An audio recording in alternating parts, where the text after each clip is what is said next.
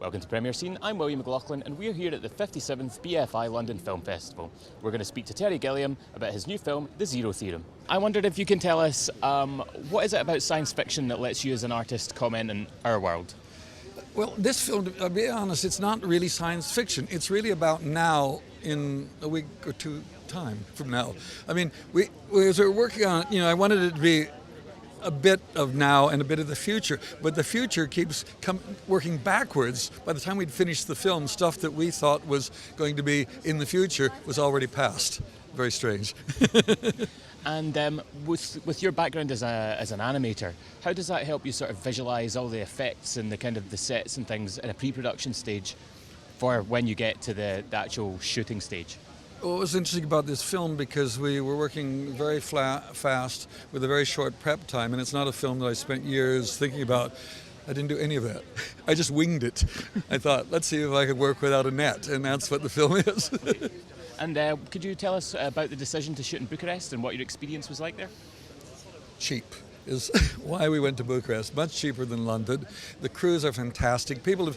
It's very interesting you go there because I love the people. They've not had an easy life and they've all learned to work really hard. They're really good at their work, and it's an extraordinary city because it's incredibly beautiful, but it's all in decay. It's got architectural alopecia. It's the worst skin disease you could imagine in a city, but it's an incredible place, and it also feels like it's about 40 or 50 years behind London, which is very nice for a band my age.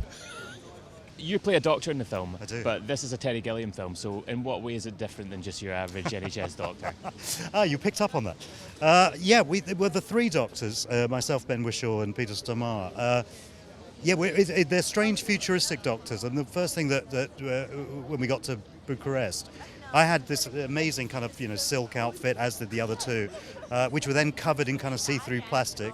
Those kind of surgical gloves, but with the fingers cut off, so no good for kind of sterile environments at all. They're just all a bit strange and all a bit weird. We all had slightly weird hair. Ben Wishaw's hair is really worth seeing, actually. It's like he's been kind of windswept, but from the side. It all kind of stays up there somehow. There's strange characters in a strange universe, but that's what Terry's so good at doing. Is putting these odd things but still making them relatable. I mean, they don't, it's not like you don't understand them, it's not like you don't relate to them at all, but you sense their weirdness, and it's one of the joys of working in a Gilliam film, really. And Terry's obviously got an incredible comedic sensibility, much like yourself. I mean, how did you find that kind how do you find that kind of understanding he brings to yourself with your comedy background as well? Well, I think it's more the other way around. I mean, I'm hugely influenced by Python, and to me it's kind of really strange to kind of to recall the fact that I had a Life of Brian poster up in my bedroom, and now I'm working with the guy who's pulling a funny face on the poster.